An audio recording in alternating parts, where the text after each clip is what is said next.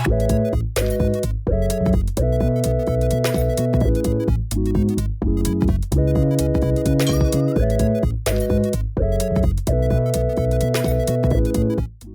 guys, and welcome to the Get Life podcast. Before I intro this, I just wanted to say, I don't know how I'm going to start this episode off. We have a special guest today, and the special guest is Joe. Joe, say hello.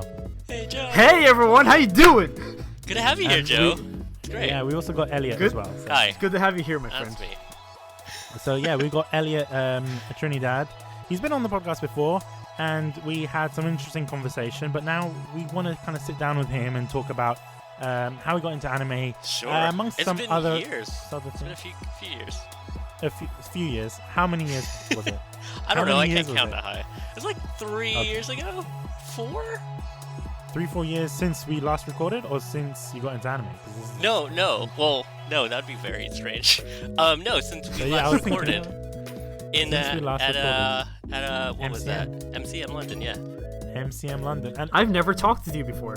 no, you haven't, Joe. You haven't never talked to him. And I used to talk about Elliot a lot, and it was interesting because the way I met Elliot. Now I just want to give you guys like a sort of intro to how I met Elliot.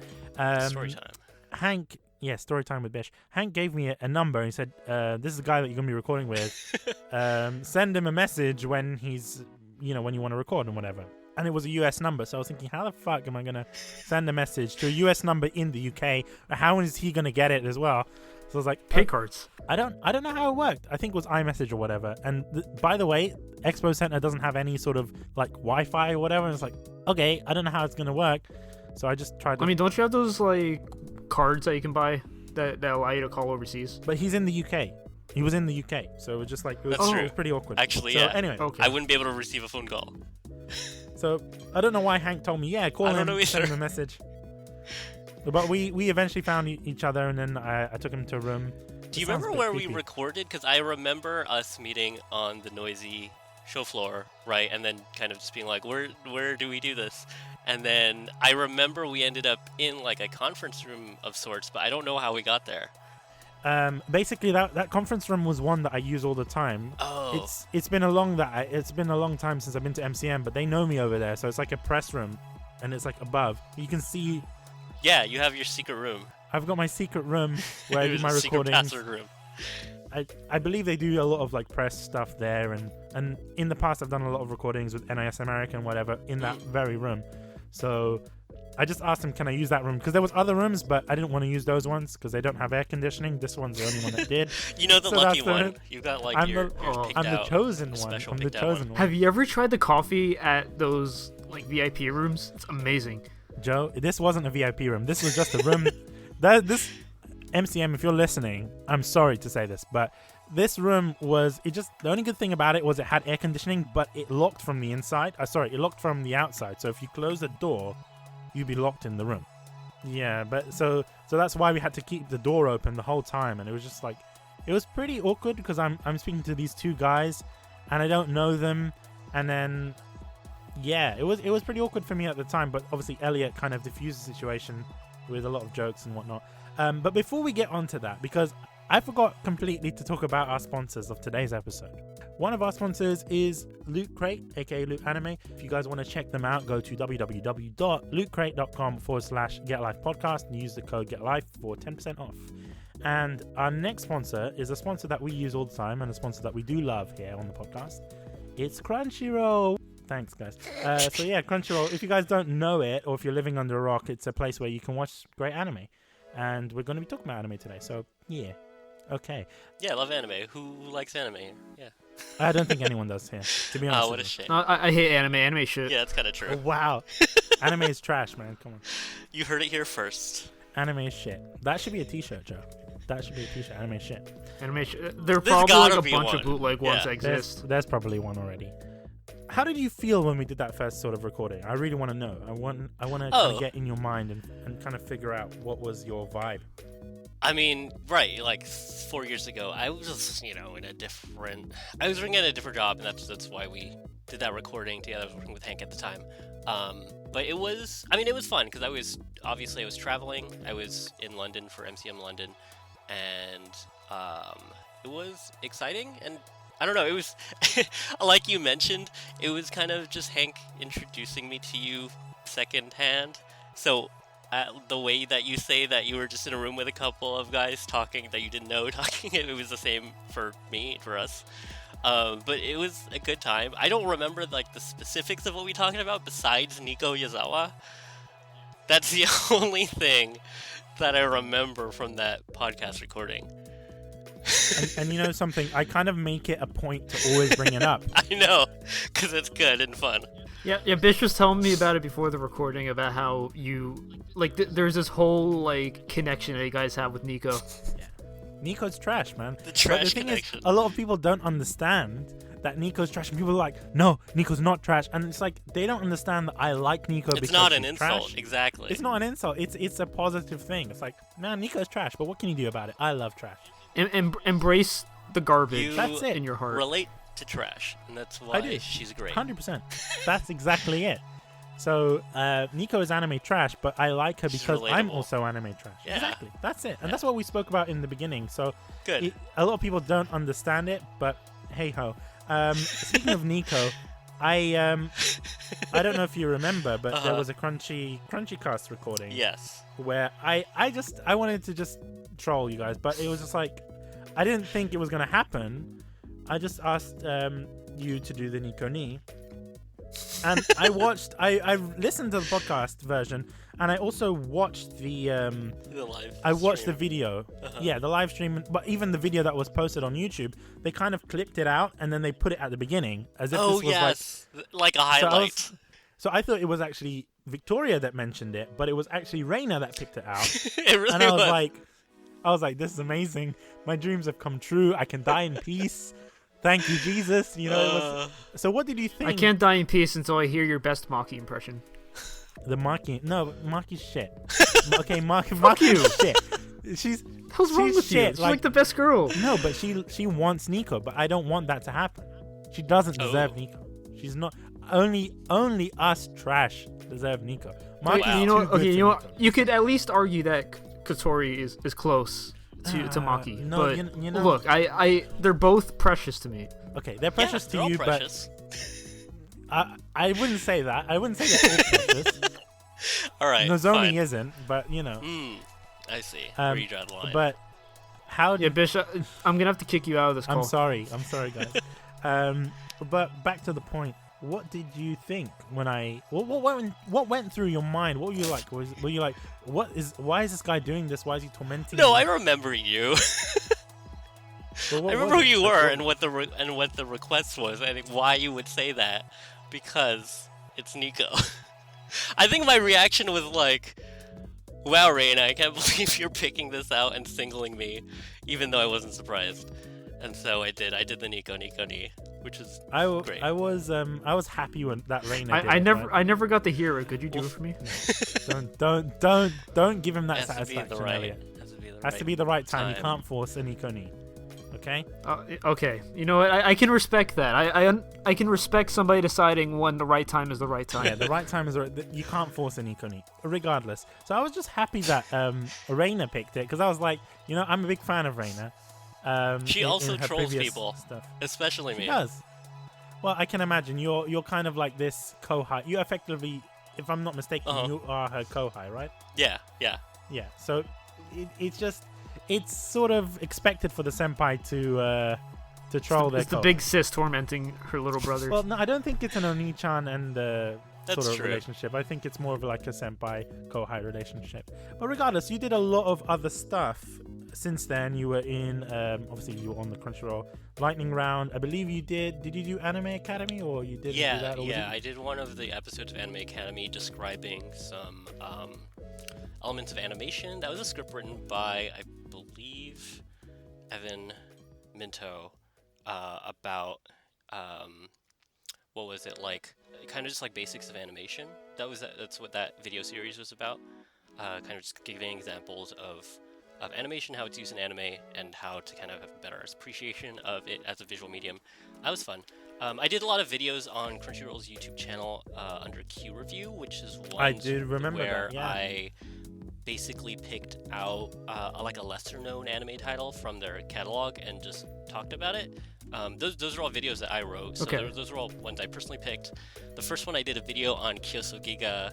I did a video on Black Lagoon. I did one on Natsumi Ooh, I Yujincho. love Black Lagoon. Yeah, so I went to pick out ones that were kind of old-ish, kind of like, I mean, they're not super old, but like usually more than like 4 or 5 years old. And Have you ever considered Akagi? oh yes, yeah, absolutely. I almost wrote a video on Akagi. I didn't get a chance to, but that was one of the videos. That was one of the shows on my short list that I wanted to write about. Good, because love Akagi. everyone needs. I agree. Everyone needs to watch Akagi. I hope we Yeah. get a season 3. God. Have you seen Kaiji? Oh shoot, I was thinking of Kaiji. My bad. We should get a season 3 of Kaiji. But yes, I love Kaiji. Also. Okay, yeah. Because I was like, wait a second. There's a season 3? Yeah. No, Now I was like, oh shit, I need to start Akagi because I actually haven't seen that myself. I've seen Kaiji. I was just wondering if you like were ever gonna recover Akagi because I remember talking with my friend about it a whole bunch and like just the whole idea of like how it handles thriller. Gotcha. Yeah. Akagi's really good. I know I have friends who are like really into that and Fukumoto's other works. Yeah, Kaiji is great. Akagi, I didn't finish, but I watched a pretty good chunk of it. I watched the live action drama of Akagi, which is also really fun and kind of campy in its own way. But yeah, they're really good thrillers. Yeah. I don't know if we ever really get a season 3 though, because the thing is like, I mean, I don't want to spoil it for people, but season 2 ended in a way where like I can't really see it continuing afterwards. Of Like it kind of has that of like. Kaiji? Yeah, of Kaiji. Okay, yeah, no, and actually, so after season 2 of Kaiji, it opens up quite a lot with the introduction of newer characters, and because there's like a whole lot more material in the manga. Oh right, I forget about the manga. Yeah, I forgot. So like, there's the actually mangas. it gets better, from what I'm told. I don't know. I bet somebody's listening to this who knows me is gonna out me and tell me that I haven't read the manga because I haven't. But from what they tell me, there's a lot more really awesome stuff that happens in Kaiji after that. I heard the manga is also really dense, Hmm. like incredibly dense. Yeah, I don't know if incredibly, like, not compared to a bunch of other kind of shonen manga. It's pretty fast moving because it's the kind of like cat and mouse type of manga series where it's just like two people with dialogue and then internal dialogue and then like making moves and like like one game that is supposed to in real life take like 10 minutes will take like 50 chapters, that sort of manga. Yeah, so it's like Dragon Ball. Yeah, kind of, yeah, right? Where they're just like talking about their next move but not doing anything, and then like a whole chapter goes by and nobody's done a move, but it's like really intense anyway. I remember hearing Super was like super like intense about that. Yeah, they stretched out super sometimes. But it's been fun too. To be honest with you, I kind of zoned out there because I haven't seen season 2 of Kaiji, only because we're gonna watch it for Kunai. Spoilers, guys. We're gonna That's do a that, good but I mean, watch though. I mean, I've been trying to push him towards it because he said he did like he.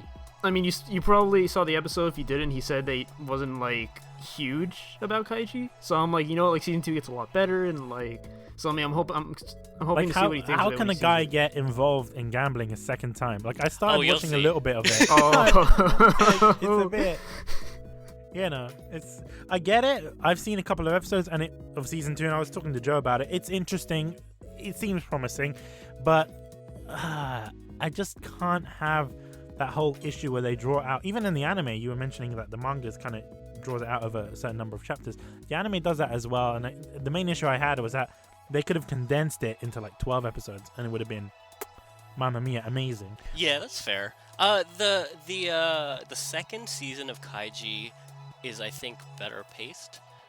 One thing, I mean, for one, there's like a couple of distinct arcs there, where the opponents change. Like it's just a whole different like story arc. There's in also a general, lot more so to it work doesn't- with. There is more to work with, yeah. So it doesn't feel like it's super padded out. Because especially like the first season, they kind of are in the same place for a really large chunk of that series, so it feels like nothing is really happening. But in the second season, just the idea of like people moving about and like going from place to place and time passing, even like in a montage sort of way, just makes it feel a lot less like a slog. There was other anime that you mentioned. You were talking about in Q Review, you were talking about really lesser known animes, or animes that I would say that this generation of anime viewers may or may not have seen.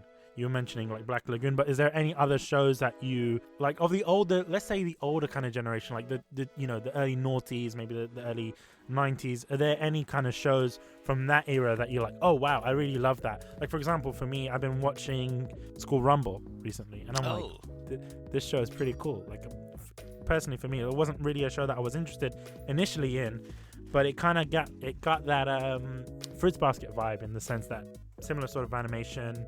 The voice acting is pretty similar. They share a lot of English voice actors, because Funimation at the time was like dubbing everything. They still kind of do dub everything. The way you described it to me, it sounded like it was like a panty and stocking situation as well, where the English dub was like had a lot more appeal than this Japanese dub. Yeah, the Japanese dub is alright, but I mean, there's a lot more emotion and there's a lot more like punch.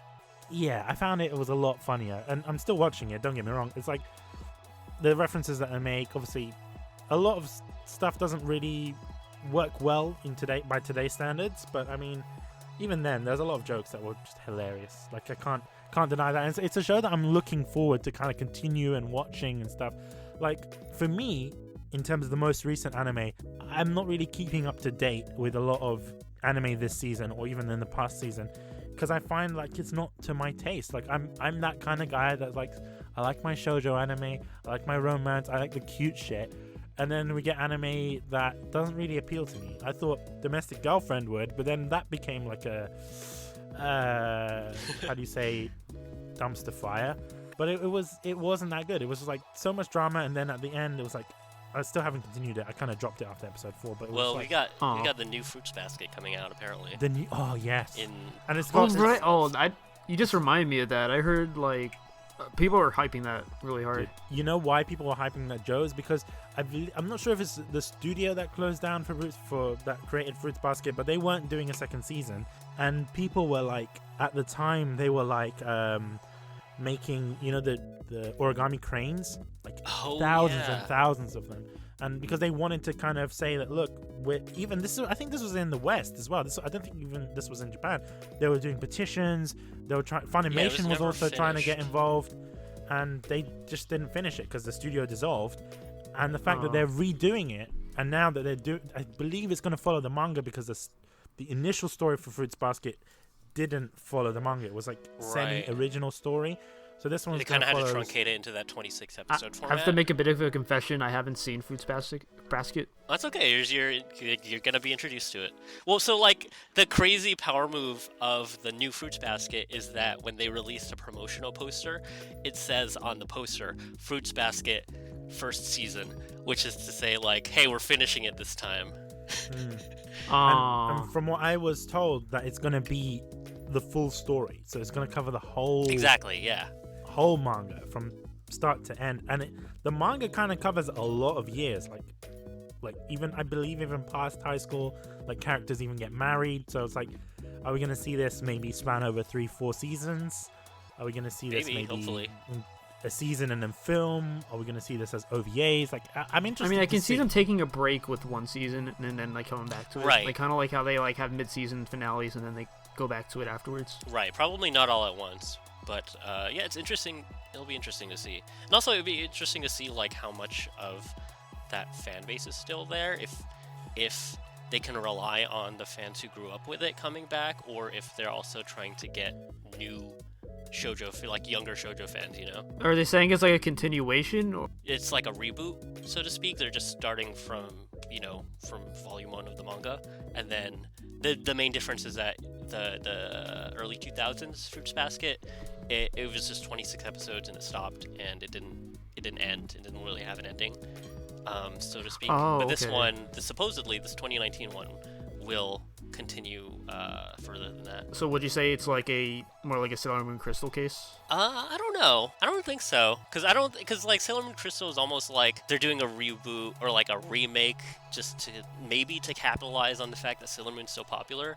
But in the Fruits Basket case, I think this is more like they are, I don't know, if you want to put it that way, they might be trying to do it justice. I don't know how popular Fruits Basket still is for them to be able to like not justify, but like I'm not sure why they're making it, so to speak, but they are, and it's cool. It seems like that they're that they have stated that they're gonna do more than one season. You know, to answer your earlier question, Elliot, when you were saying, are they going to rely on the past, fans of Fruit Basket? Right. I think that they are, because Funimation wouldn't make that move to hire pretty much all of the same voice cast if they weren't relying on it. So yeah, I wonder if it's if the production, if like the actual Japanese production is probably partially funded by Funimation. That's just speculation, sure. but that would make sense. It would. I think it would make sense, especially because that show was a big hit for Funimation, and it still is. Like the amount of people that buy the DVDs, I see it at conventions a lot. Yeah, it's like insane. almost a 20-year-old TV show, and there's still fans of it. That's that's one of those things. It's pretty crazy. In this day and age, it's hardly surprising. You'd be shocked at how many fans will just come out of the shadows when something they've loved is suddenly getting the recognition it once had. Totally, yeah. Another thing that I really want to see, not necessarily a reboot, but like another season of, is School Rumble. I want to see that. I haven't watched any School Rumble. What's the really appealing thing about School Rumble for you? It's for me, School Rumble is like, it's got the same sort of art style as Fruits Basket in that sense. It's just the voice acting's great. The story is a bit dumb. And, you kind of got that clumsy, lovable main character who's in love with this guy who's clearly not really paying attention to her, and he's just really like, he's out of it for the most part. How much like fighting is it versus shoujo romance? There's some fighting, like the fact. But is it like 50-50 or what? No, not really. Okay. Like it's called School Rumble, but there's not much fighting. Okay. You get fighting from the one of the main characters who's kind of like this. I don't want to say he's like this gang member, but he looks like a delinquent, and he likes the main female character who's interested in another guy. So it's like this sort of love triangle in a way, but then he's the kind of punching bag who often gets involved in fights, etc. So the Rumble, I think, is not referring to his violence. The Rumble's kind of that internal struggle that he's going through. That's what I think that School Rumble is. That's what I think it is, right? So pro tips. Everyone is like oblivious to each other. Like, she doesn't know that the delinquent likes her, but she also doesn't know that the other guy doesn't like her. And it's just so it's just a mess, but it's just so nice. It's kind of like, if you put a lot of wires in your bag, and then it's like you take it out your bag, it's like, what is this shit? But then when you start to untangle it, you're like, oh, okay, cool, this is nice. Okay, finally I can use my headphones. Like that is that sort of thing. That's how I feel with you know what happens with my headphones? Like, I'll hold them in my hand, I'll close my hand for like 5 seconds, and then it's just tangled again. See, that's why I use wireless headphones now. Oh. Got those AirPods. Those AirPods. That's wow. it. I can't afford those AirPods. I tried them. They're bizarre to me. Like, I mean, it's not that they're bad. It's just like they're like these like small things are just on, but Joe, hanging on my ears. You're using AirPods with an Android phone. No. When Tyson came to New York, he let me try his AirPods, so we could listen to one of like the late night shows he was on. So you basically used AirPods that were Tyson's. So is that like an indirect kiss or something like? I know this is like off topic, but like I heard it, I'm like, oh my god, like I just remembered how bizarre they were, because like you have like this whole like the case itself is the source of like the it's like the source of it. The source of its magical power. Yeah, and then you put it back, and then it's like it charges again, and like if you take off your headphones, then the video pauses. I'm like, what the fuck? Wow, Joe, like how far have we gone? Technology has improved a lot. I like to call myself an IT major, but sometimes I wonder if that's ever true. I don't know, Joe.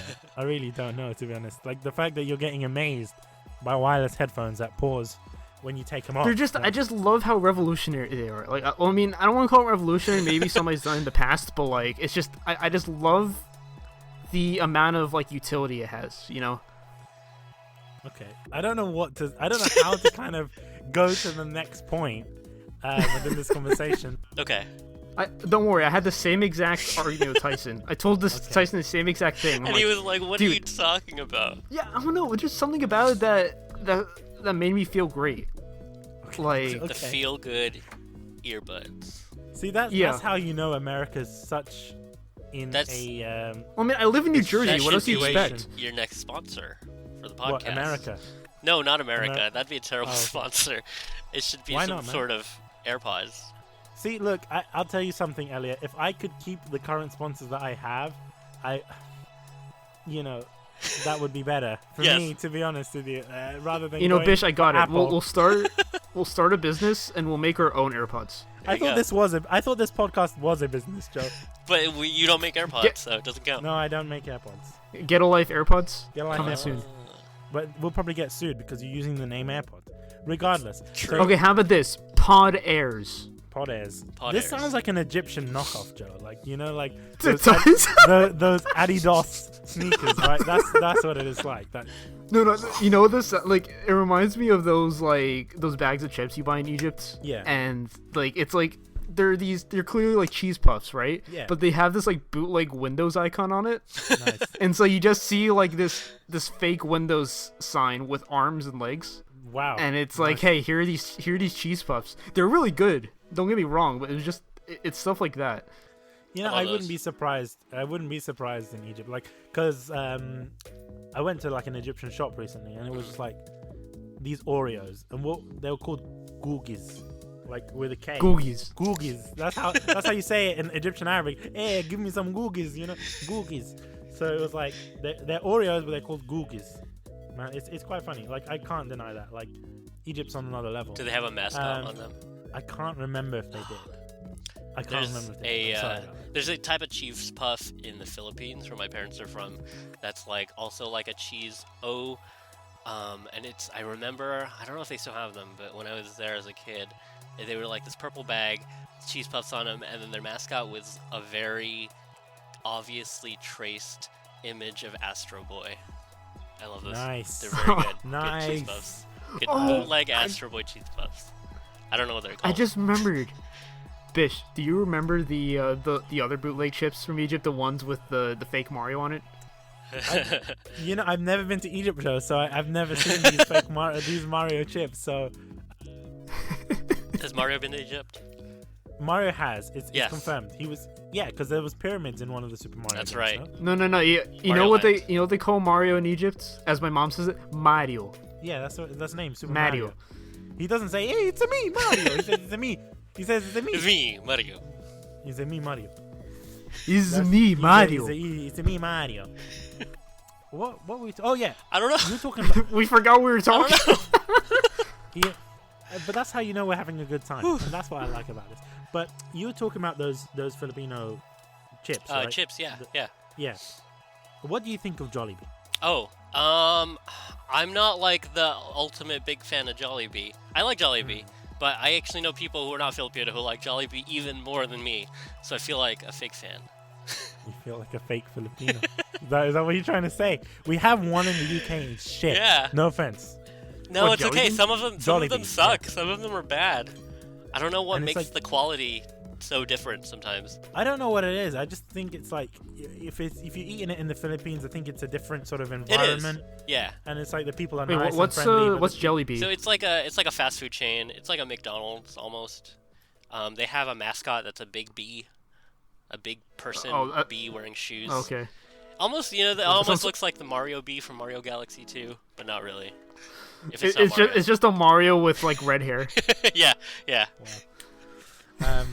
But yeah, no, man. Jollibee, like we had a Jollibee open, and right next to the Jollibee, there's a Taco Bell, which I've never tried before. And I'm like, should I eat this, or am I gonna like shit my pants afterwards? Like, I don't know. Maybe. I've never tried. It's an I've I mean, never let's tried be a Taco honest. Bell. Any kind of fast food will make you shit your I pants. think, in yeah, that's some true. capacity. You're always taking that chance. Unless it's a Wendy's, then your food is blessed. You're kind of right. I don't know why Wendy's, but Wendy's has higher quality. I don't know if that's true. It feels like it. Yeah, they advertise that they have higher quality, and honestly, if you try Wendy's, at least in America, it shows. Like, granted, I mostly get their nuggies because Nuggie. the Nuggies. nuggies are. Nuggies. Is that a real thing? Wait, is that They're what not called nuggies. Joe just likes They're to not call called them nuggies. nuggies. Okay. Because they're nuggies. But They're they're like the best nuggies. nuggies. Well, you don't call them nugs. We call them nugs in the UK. Oh you just sent my mind into the gutter. Why? By calling them nugs. Yes, That's what they're called. They're called nugs. That's a different Okay. the thing. fresh nug. You get a 20 pack of nugs. Here. The 20 nugs. 20 nugs. Love them. Now my mind's in the gutter. I can't escape out of it. Oh, by the way, what is the best dip for chicken nuggets? Like ever? I don't know. Yeah, like what's if you go to McDonald's and you get yourself 20 Okay, nuggets, at McDonald's. what are the dips? Yeah, at McDonald's. Let's limit it. Okay, Let's limit it to McDonald's. At McDonald's, the signature sauce. Which one? The you know the sauce they use on Big Macs? Okay, that's disgusting. I mean, well, no, well, I don't know how they do it in like other countries, like but in Ronald America, McDonald's jizz. Like I don't want to eat that. Ronald's jizz. That's what Ronald's they package it jizz. as. He Well, I don't jizzes know. out Big Macs. It's not our fault. It's good. it tastes like delicious. mayo, I guess, like Well, some kind of It's mayo with mostly ketchup. mayo. Most restaurant secret sauce or most restaurant like hamburger sauce is like more than 50% mayo. Yeah, no, like in McDonald's specifically, I usually get either signature sauce or sweet and sour. For a time though, I got it with the Szechuan sauce.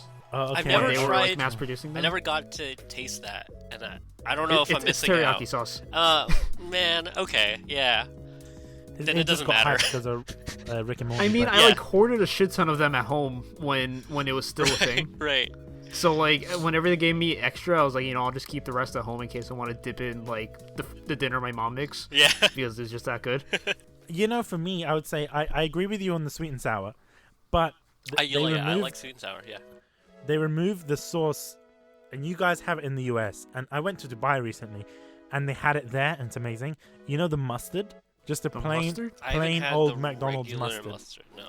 Just regular McDonald's mustard. That Isn't that shit just is, mustard?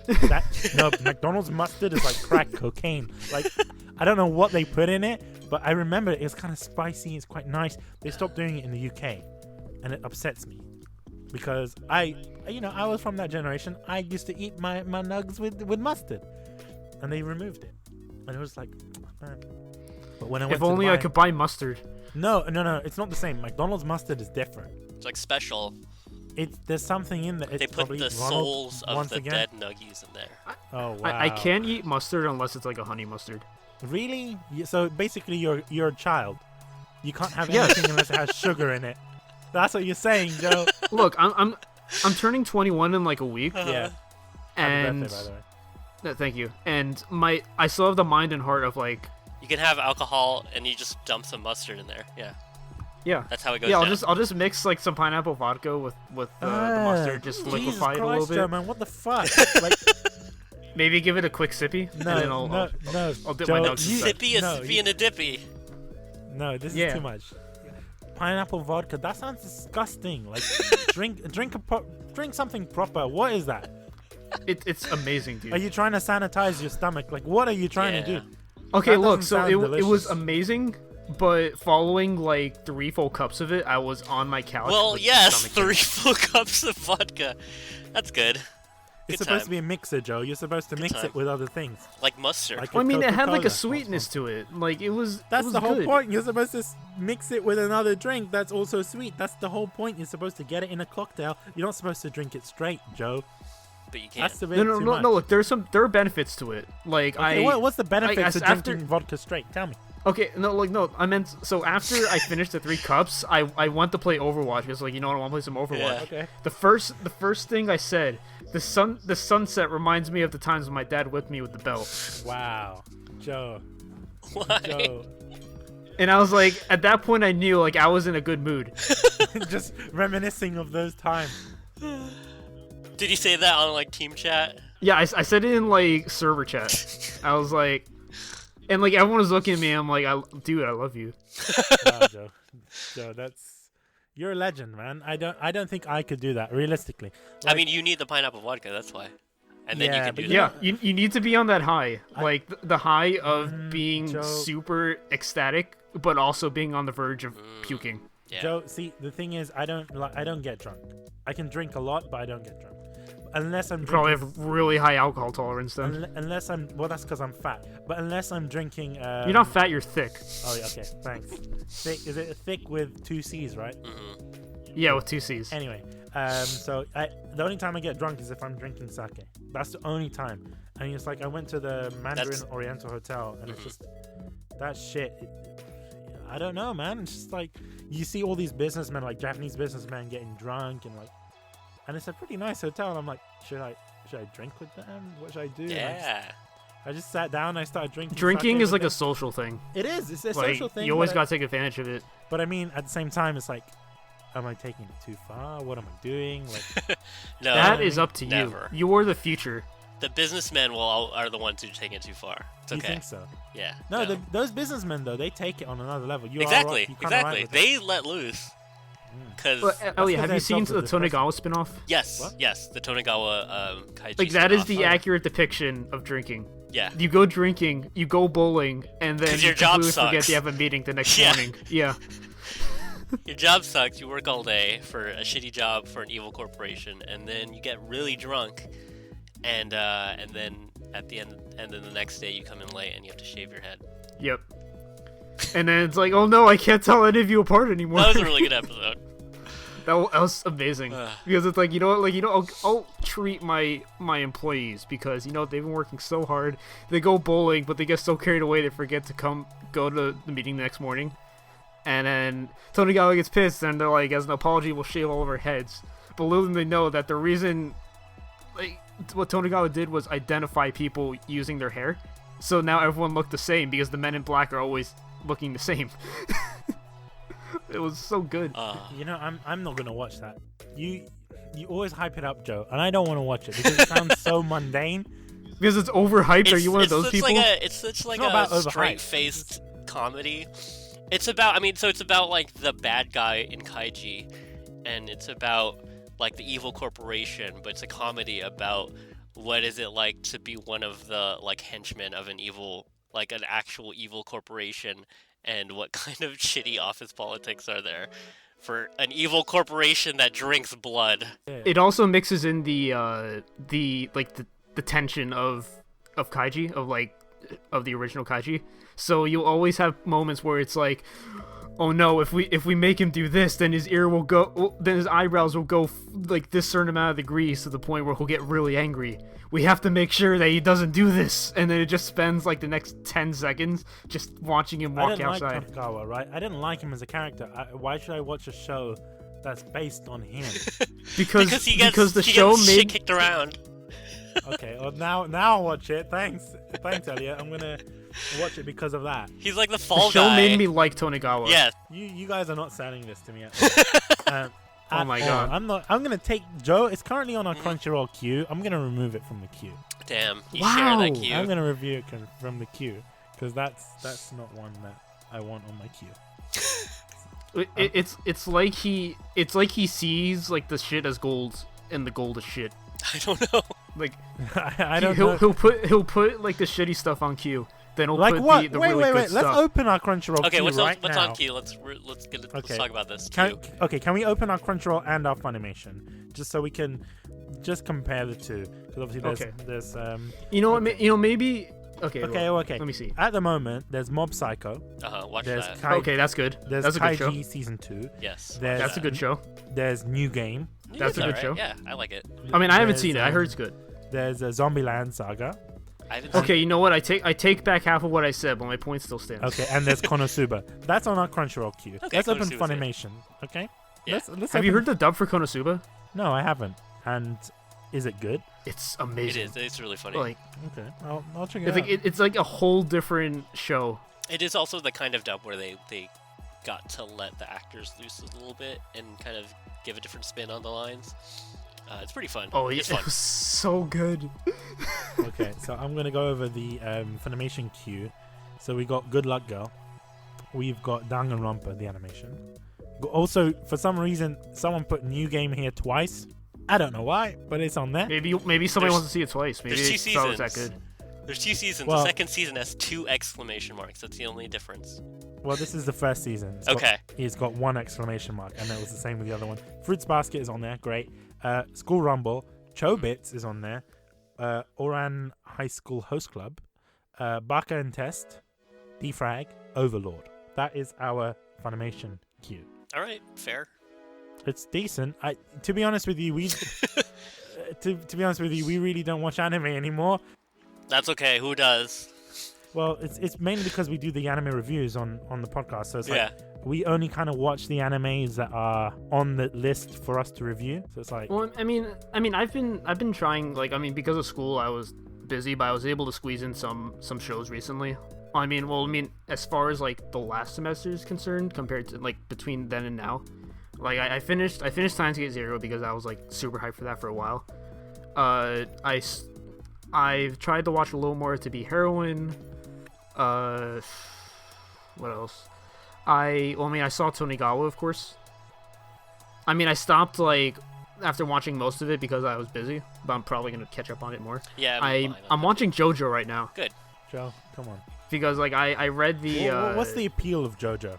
Oh, you're not a JoJo fan. Okay. I've never seen it, so to me it seems quite odd. It's really hard to explain. It's like it's up to your own personal taste, really, because the show. It depends on how much you like shonen and how much you're into just kind of absurd plot twists. Not even twists, just like subversions of your expectation. Because one of the crazy things that JoJo does consistently is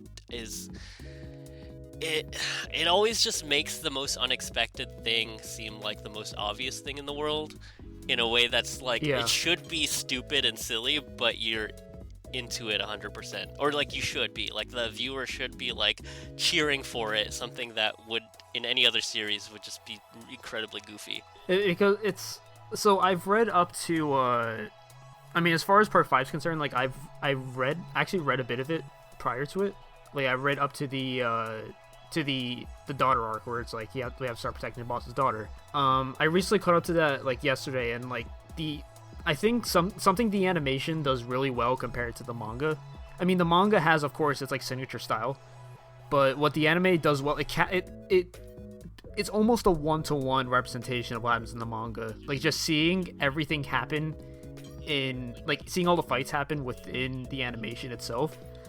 Like it gives the fights a whole like new meaning. Yeah, it's a really good adaptation of like a manga that already has all of the kind of like the foundations of being a really interesting story. Right, because with the manga, it like you imagine, like you have no choice but to imagine like how they'll act, you'll have to imagine the tension, like the pauses between them. Right.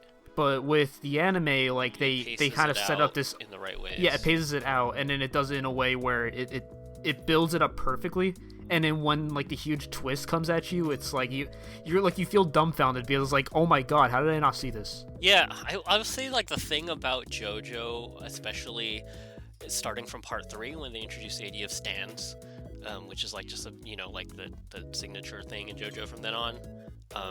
Which basically Persona got the idea of those things, is like if you zoom out, the structure is kind of almost its Monster of the Week, where you have a group of heroes, they're traveling, or whatever, they fight a different enemy with a different power every time, and they kind of have to guess the power and figure out a way to overcome them.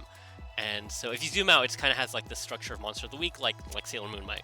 But the difference, I think, is that the way JoJo approaches stuff like characterization and world building isn't that kind of like the normal way that you would see a good show do, or a good manga or a good story do this, is like they paint really broad strokes about the world and then they fill it in with little details, right? But with JoJo, everything it does is about zoomed in details. Like the only way that you learn about the town or the city or the world or anything that's going on, like how the world works at all, is that they introduce you to one character who has a really specific quirk, and you see the details of this person, and even though you meet them just once, you end up expanding from there. Like you start everything in JoJo super zoomed in on this really specific way, and you get to know this character really intimately, and then they have that fight, and then they're gone, and then you move on to the next one. But then eventually that kind of builds up, and you kind of like get this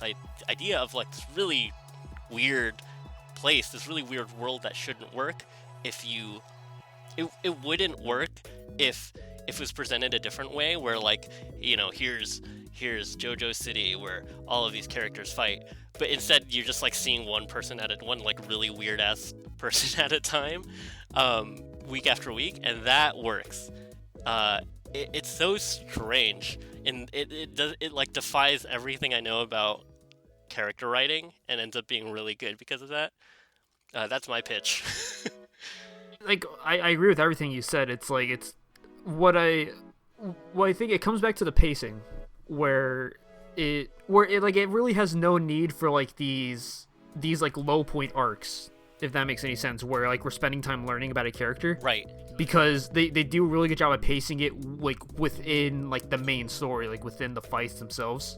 Yeah, exactly. Like for example, with one of the arcs that I resaw like when I was catching up with where I was in the manga in the anime, there was the fight with Mista and I forget, in the anime they call him they call it stand arts and crafts.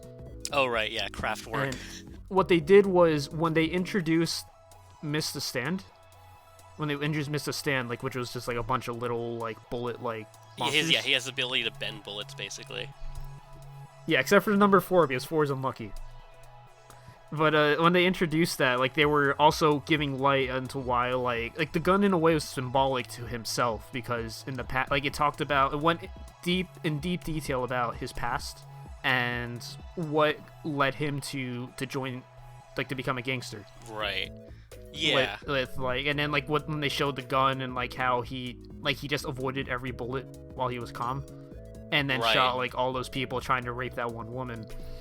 Like, and then it just ties back in naturally to like where we are in the fight.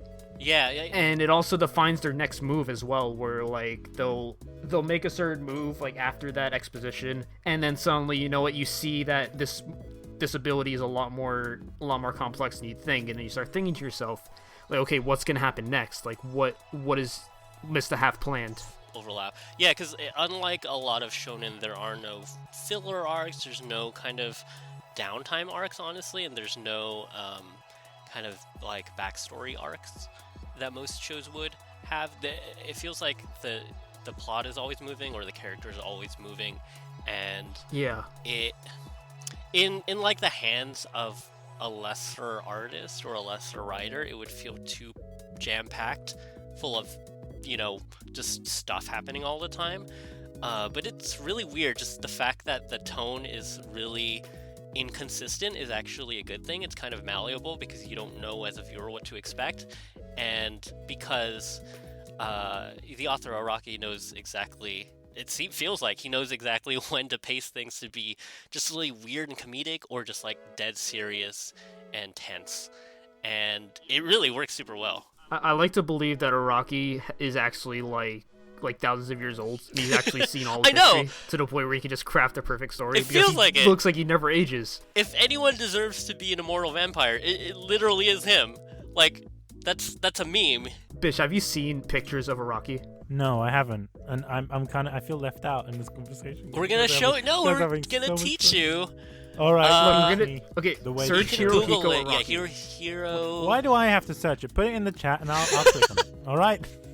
Fine. Okay, fine. I'll post it in the Discord chat, because like, how old was Araki again? Like at this point? Oh God, I don't know. Let me. Because he's actually like super old. He's like 60 years. He's almost 60 years old now. Yeah. He's, keep in mind, 60 years old. Look at this. This is him. Wow, and then if you look at pictures, like, he always has like a back of the manga volume, like author photograph, and he looks the same in every one of them, dating back to like 1985. And Jojo is a series that involves vampires who don't age. So the meme is that Araki is a vampire writing about what he knows. Fair enough. Man, this guy looks like he's. But like, he's the more of JoJo that you read, the more you're like, damn, maybe that's true, because I believe it. Yeah, because I mean, the farther you get into JoJo, the more bizarre it gets. The more weird it gets. I think, and not even weird like, oh, this is wacky, but weird as in like, I have no idea what you were thinking when you made this up, but it works. Yeah, he's like one of the people like that inspires me to write stories. Honestly, he's just so like, I just love his vivid imagination and his way of telling stories. Like, it has a nice spot in my heart. Yeah, especially part 5, especially Golden Wind, which is the anime that's airing now. The main character Giorno's power is so ill-defined that it kind of just does anything, but it's good and not stupid. Like, so Giorno's stand power in this one is that he can turn any object into life, which in the basic form means that, like, if he takes a rock, he can turn that rock into a tree that sprouts, and he can climb the tree to get out of a situation. Or he can take like his wallet and then turn it into a frog, and then the frog jumps away, and then they can't find his wallet. Right? Like, that's already really weird, but then the ways that the show or the manga uses this power are ones that, like, you don't even expect, and it's really absurd. It's really bizarre and fun. My favorite instance of it, or at least like early on, is when Giorno turns a gun into a banana. Yeah, yes, he does. He sure does. And so when okay, I don't want to spoil it, but Right. basically it's used in a way where it's just so, it's like, what the fuck? I mean, he gets a character to commit suicide accidentally by eating a banana.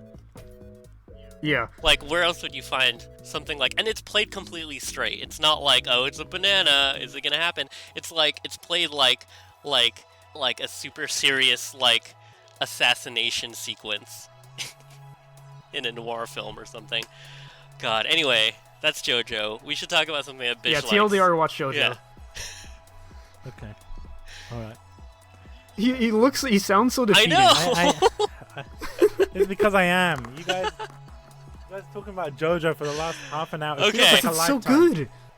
Okay, I know. Next cool. topic. If it was so good, it would be in my queue right now. But it isn't. All right? Well, I'm just add saying. it. I'm sorry. I'm sorry, mister. I define anything that's quality in this world. That's true. I want to know about your introduction into anime. We kind of heard about it a little bit on the Crunchyroll Lightning Round, but I really want to get into it. Oh yeah, we were gonna talk about that. Yeah, we were supposed to talk about that. I mean, like, the short story is that my older brother was into anime when I was a kid. I have an older brother who's about 10 years older than me, so when he was in high school, I was just a kid, and he would go to, like, you know, VHS store with his friends and get whatever, like, weird, very adult anime with, like Ninja Scroll and, like, super gory stuff. And, of course, I wanted to hang out with the cooler kids who were older, and, like, I'd watch that stuff. So that was fun. And you know, like, I mean, so part of it was that, part of it was, like, introduction via my brother to kind of the 90s anime. It's how I saw, like, Ghost in the Shell and Akira. It's like, obviously as a kid I didn't get it, but that was my introduction to it, and, like, why I would revisit it later and be like, oh, well, Ghost in the Shell is cool. And then part of it is there was some anime airing on TV in America, like Sailor Moon I'd watched a little bit of, and like Samurai Pizza Cats was one, and definitely Pokemon was when probably the first time I, like, followed an anime series, even though I didn't really think of it as anime. I was, you know, it was the game that I liked, but I followed the Pokemon series entirely through like probably the Ruby Sapphire season. But as for actually following and watching anime the way I do now, or the way that most people do now, like through currently airing series, that started around 2007-ish, or 2006-ish, when, in my case, when somebody showed me how to torrent anime. And that's what I did. I don't super miss it, because the way being able to stream currently airing shows now is so much more convenient. It's just so easy. Like, I can just, like, yesterday I opened my phone, open Crunchyroll, press JoJo, watch it. Like, that's really it. But, like, with a torrent, it's like you have to wait for it to download, and then you have to watch it. Don't even get me started on, like, an entire series. Right, and then downloading an entire series. had to put aside all this disk space to keep the series that I wanted to keep. And yeah, like, I'd rather just pay for, like, just for a service, because, like, it's supporting the service itself, and, you know, it's easier for me. So, although I want to play devil's advocate a little bit on that, like, there's certain countries that you have to rely on that. That's true, because they're not, like, for example, in the Arab world, I do understand that there is Crunchyroll and Funimation in the Arab world, but they don't have a whole lot of licenses specifically. They don't have a whole lot of licenses because of the censorship that's going on within the country, you know, Saudi Arabia, etc. So it's like, it's very difficult to get anime into the country, especially with the nature of anime can be a bit ecchi at times, fan servicey, etc. So it's like those people have to rely on illegal means to watch the show. Yeah, because and I don't blame licenses them. I don't think there's necessarily things that are shameful about torrenting anime if that's your last resort. But if you have the options, it's best to be able to support these industries directly. But for the most part, I'm more glad that people can have access to anime at all. Yeah, like in the end, it's like it's not really black and white. There's some gray area to it. It's an awkward one because it's like at the same time there's certain shows that don't even get its licenses renewed, or shows that true. you have to buy VHSs. Like they don't even have a DVD release, like Evangelion. Like I'm thankful that it's going to be available on Netflix. Right. If we but wanted up to until watch then, it, there was just no way to actually watch it. That's just the nature of the streaming industry at the moment. It's like, well, what happens if a certain company loses a license or whatever? Then it's like, exactly. I agree. It's especially sucks because you can that still happens today when there's some shows that just get taken down on really short notice. That happens on I forgot there was a show on Crunchyroll that I was trying to get through, and then I didn't have the time, and then when I came back it was gone. The license had expired, and a lot of times there's no licensing is really convoluted, and it's not always necessarily like Crunchyroll's fault or like Funimation's fault or whatever the platform's fault. It's really the fault of the process. Yeah, sometimes it is. Sometimes it's a matter of these weird contracts where for example, like the TV studio in Japan only wants it around for like a certain amount of time, or they want to renegotiate about like how much every view earns them, or there's like 100 different things that could have been the reason. And I don't know, it's super complicated. I wish there was an easier way and I wish more reliable way, because that applies also not just to like streaming shows, but like digital video games too. Like sometimes they just disappear and you can't really do anything about it. Well, it doesn't just apply to anime and games. It applies to like regular TV, like shows like Friends or like etc. Like, it's just an issue with the industry. It's just a weird nature of like digital. Yeah, exactly. That being said, do you have any sort of physical anime collection? Like certain DVDs or Blu-rays or VHSs, I don't know. But not much, mostly because I keep it light. Also because when I got into anime very seriously, it was through torrenting and through having digital files, and I didn't want to keep the physical files. There's a few like Blu-rays that I own of movies that I really like. Mostly films, like a lot of Masaki Yuasa's stuff. I kickstarted his Blu-ray for Mind Game, one of his earliest films, and then I got some other ones later on, like The Night is Short, Walk On Girl, and Lou Over the Wall. Those are movies I really like. I highly recommend. But it's like just here and there. I don't have a huge anime collection, mostly because it's one of those things where I feel like if I started, I would have...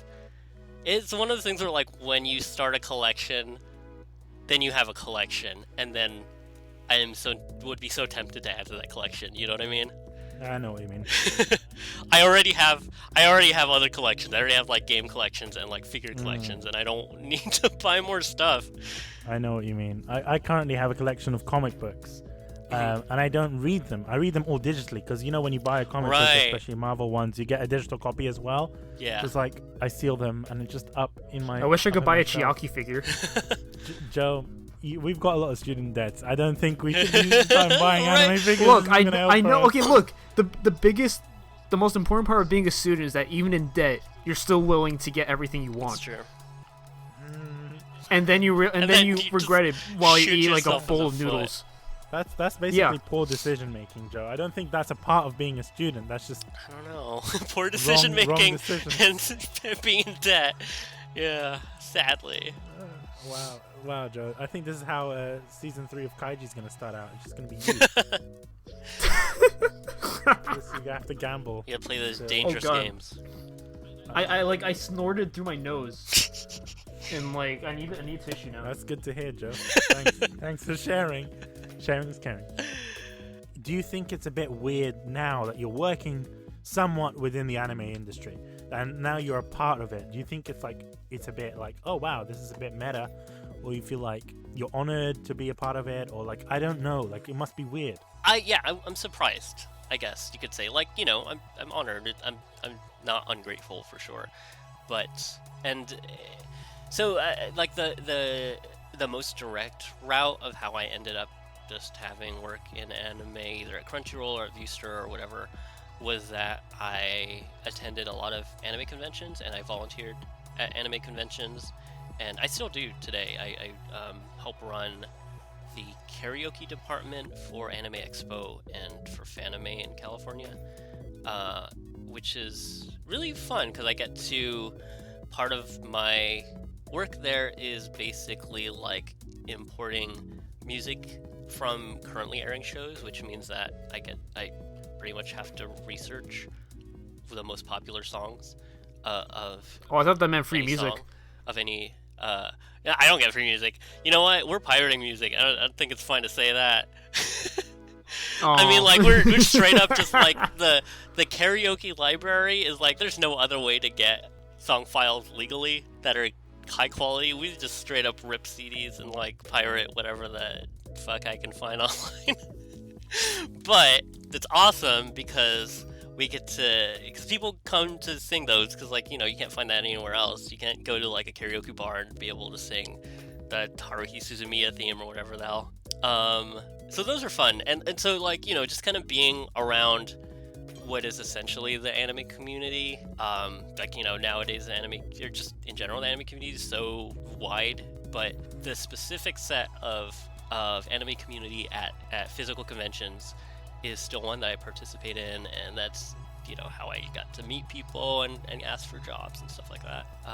And so it's not weird. I guess it's weird. I guess I never expected to be so closely related to anime in a professional sense, but it isn't weird in the sense that these are people that I really enjoy being around, and like the kind of industry and the kind of like vibe that I really enjoy being a part of. So that's cool. I'm humbled that I had any opportunity at all to work with anime people.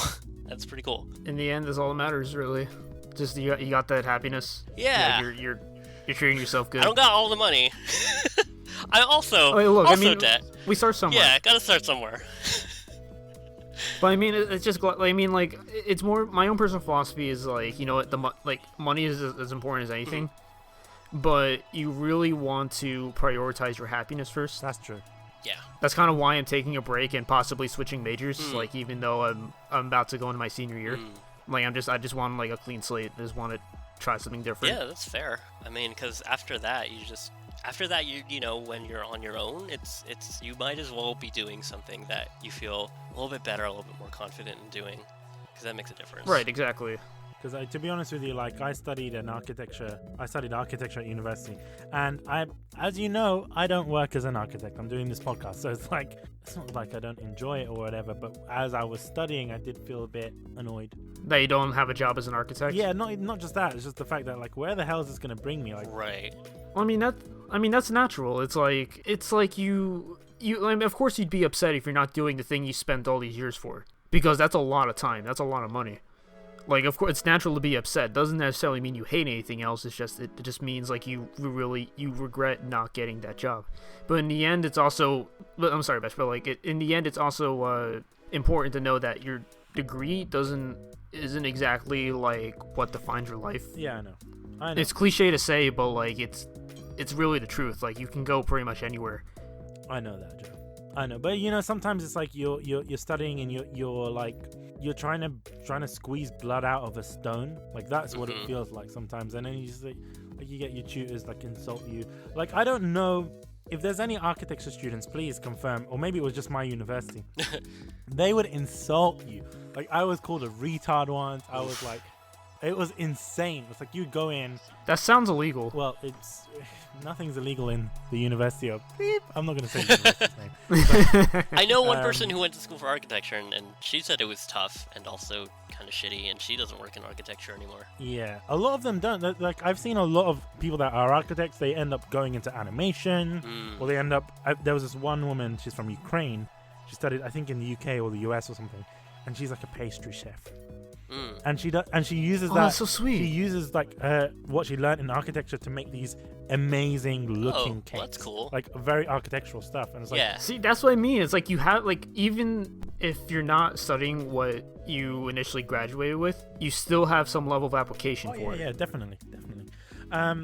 I don't know why we're talking about my uni and stuff. Maybe it's Well, I mean, I just found the whole like it's like I just appreciate that like my boy Ellie here is like he has stuff set out for him. Like I hope. he's enjoying himself in the anime industry. yeah. Well, I mean, Yeah. you get what I mean. Yeah. So did you just call him Ellie? I didn't know you were on nickname basis. I guess Elliot, what so, do you we think are. of that? That's cool. I'm fine. It's good. You're okay with Ellie? Yeah, I'm okay with Ellie. I Okay. can be Ellie. You could be. But what How do do you? call Well, you? we Like, can't. How do we shorten Joe? We can't shorten Joe. It's a problem. You can. You J. J. Just. It's not a good Or nickname. O. J. You just call him O.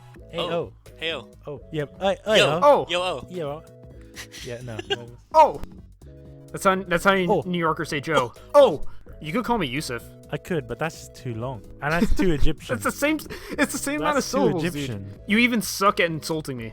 Well, you know, when you say Yusuf, it reminds me of this guy called Egyptian G on YouTube, and he like used to do like, these comedy skits a long time ago, and he's also called Yusuf, and he would make fun of his mom, and he was like, Yusuf, go get some rocks from the roof. She's leaking water.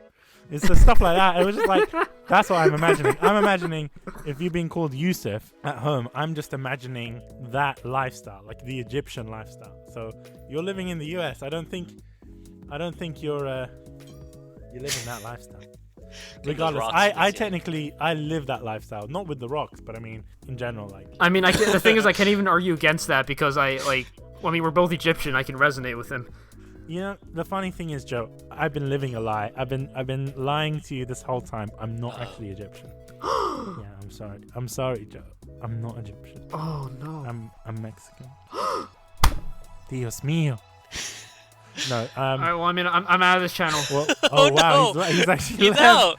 He left. Oh wow, Joe. Okay, I don't know how to out it. He added himself back in. Joe, but seriously, I'm not Egyptian. Yeah. I mean, I kind of knew that. Yeah. Well, I'm Egyptian, but not Egyptian. I mean, I know you're not like totally Egyptian. No, I am Egyptian, but I'm like not Egyptian. If you get what I mean. It's a weird one to explain. Wait, Wait, what do you mean? I'll explain.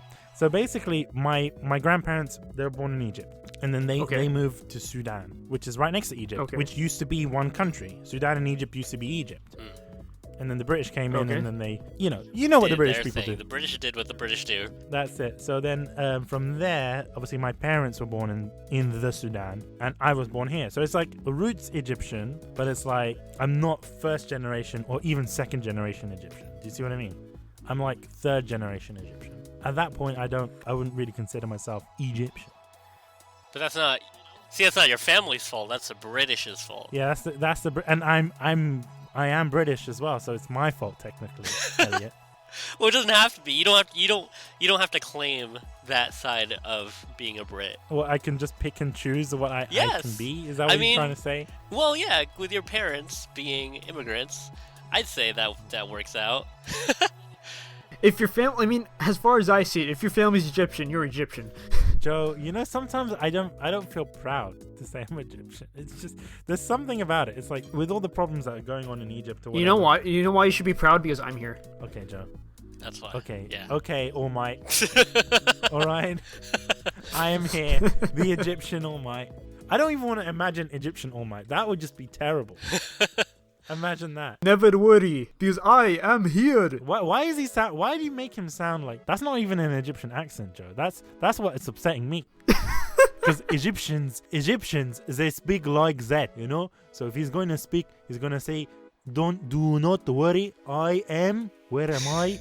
Where am I? Where am I? I am here. I'm right. The thing is, when I grew up, like I only grew up with Egyptian stutters. I haven't grown up with the accent. See, I'll tell you, because look, I go to church, right? So there's a lot of Egyptian people at church, and they speak, and they're all doctors, so they know how to speak English. So it's like, so when they speak the English, they speak like that, and it's amazing. I love it. You sound like my dad. But that's how all Egyptians speak, no? Like a dad. Joe?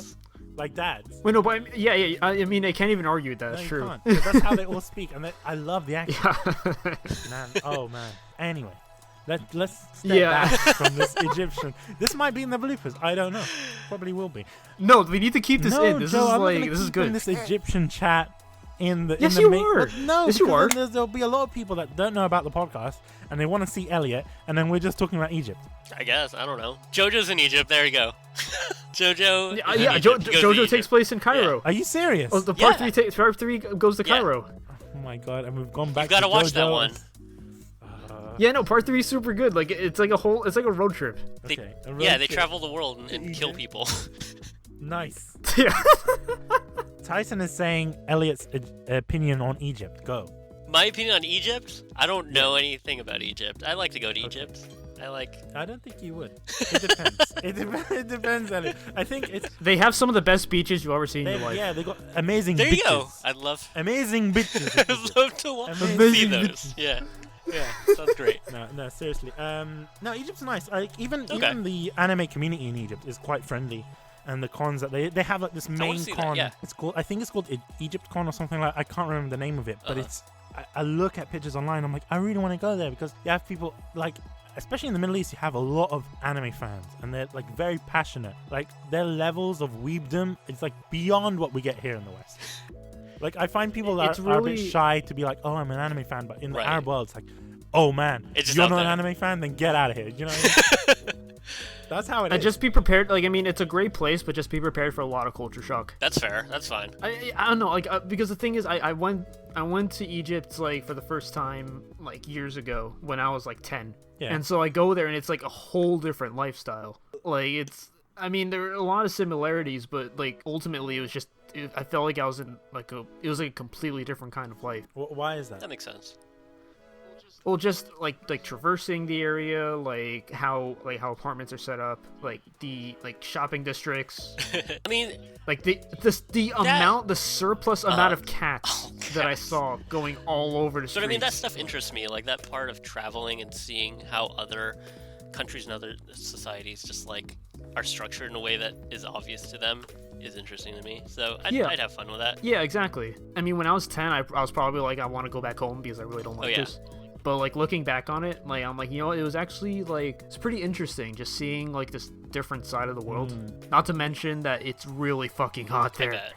Well, yeah, because it's like Sahara Desert and whatnot, and Yeah, no, but I mean like it's probably the most tan I'll ever see myself in my you life. know, when I went to Dubai, as soon as you walk out, it's like blistering heat. But it's nice because there's not much humidity. I don't know how it is in California, Elliot, but It's pretty you know, dry in California, but that's the heat I like. Yeah. I've been to Dry heat. California. Yeah, Yeah. It gets really hot really quickly. yeah, it gets hot. We don't dry. have that in the UK. You've been to the UK, so you know it Yes. rains here a lot, and it's just like come Very on, humid all rain. the time. So yeah, in contrast, I've been to the Philippines, which is an island, of course, so it's very, very humid tropical heat. So I get to experience every kind of heat.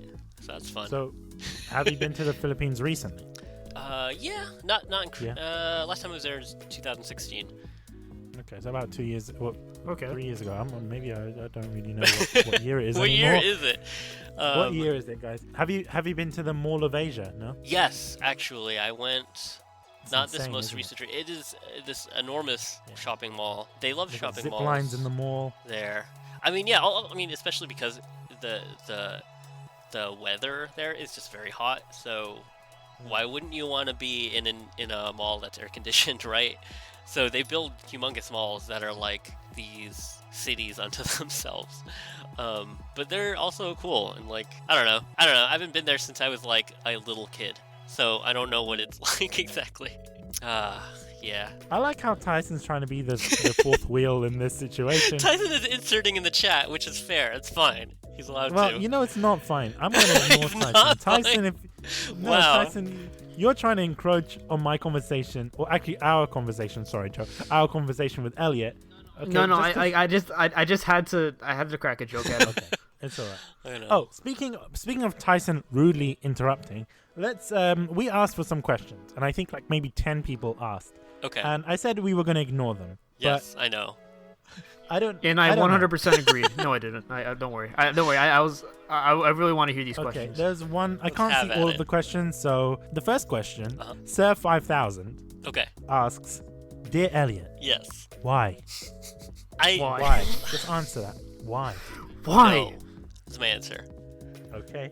The next question. It's a similar theme, by the way. Mm-hmm. Let's try and find it here. Sorry. Next question from Lynn's bot. Mhm. Elliot, what's wrong with you and why? Wait. Is this trying to be someone trying to be you saying that to me, or is it just asking you a question? That's why I want to know. I don't know. Is it addressed to What me? I think no, I don't think it's addressed to you. I think it's trying to be you saying that to us. No, I think it's addressed to me. Oh, But you think so? well, I know her. Yes, but Okay. So if Also- it is, what is wrong with you? anime? Okay. Great. That's a good answer, right? That's a decent. That's a answer. perfect answer. You were saying. Bish, out of curiosity, where'd you get these questions? Twitter. I asked on Twitter. This time tomorrow, which is now, we'll be recording with Elliot to talk about introduction to anime, which we did. What we're watching, Okay. which we did, and we didn't. We kind of talk about Nico. And I asked if you have any questions, send them our way, and we will probably ignore them. So there's what other questions are there? I just want to see. Like, I always ask people for questions, but because we're not really that big of a podcast, no one asks questions, and that upsets me. It's like for the longest time we've been doing kunai for 5 years. We've got one anime. We ask guys, if you want us to watch an anime for kunai and review it, send it to us. Like 1 or maybe 2 suggestions. In the 5 years that we've been doing kunai, Jojo. it's no Jojo. Jojo's too big. How many episodes is in a season of You can Jojo? watch one season. One season is only like the 25 episodes. Okay, then we could technically do Jojo. Well, the first season is parts 1 and 2. Yeah, part 3 is like, I mean, it's broken into 2 seasons. It's a 2 core. So in total, it's like or like a 4. Yeah. 4 core. 48 yeah. episodes. But you could watch season 1 and see what you think of it. Yeah. Just this, so you know, part 1 and 2 are very different from how part 3 onwards Yeah, go, they're so they're keep that closer in mind. to like, what if Fist of the North Star was in Victorian England? Moving on from that, there's another question that we Yes. have. I think all of the It's Twitter from- questions are just my friends trolling me. Yeah, we'll give them the airtime. It's fine. Aw. I want to feel good that I'm getting questions. Yeah, so good. We'll talk about it. This from Bish, I'm so sorry. No. Elliot, what? Mm-hmm. Who do you think has fucked the least in all the shows and manga you've read? This is an interesting one. But then there's a follow-up question. No, we'll do this question first, and then we'll do the follow-up question. Okay. So who's fucked So- the least? Okay. So first of all, we're gonna rule out characters who are like too young, because I don't want to. Yeah. Okay, Right, 'cause that doesn't count, I right? think that goes without right. saying. Right. So it has to be like an adult character. I think Okay. a lot of characters just don't fuck in anime. That's just how it is. But No, but he's saying off screen. off screen, he who's the meant- least? Wait, yeah, does that he mean meant- does that mean like minimum once, least as in like they have fucked, but they fucked not much, and not 0, like more Well, than I 0. don't know. I'm not gonna ask this Nathan person. No, just answer Okay, the question okay. however you like to answer.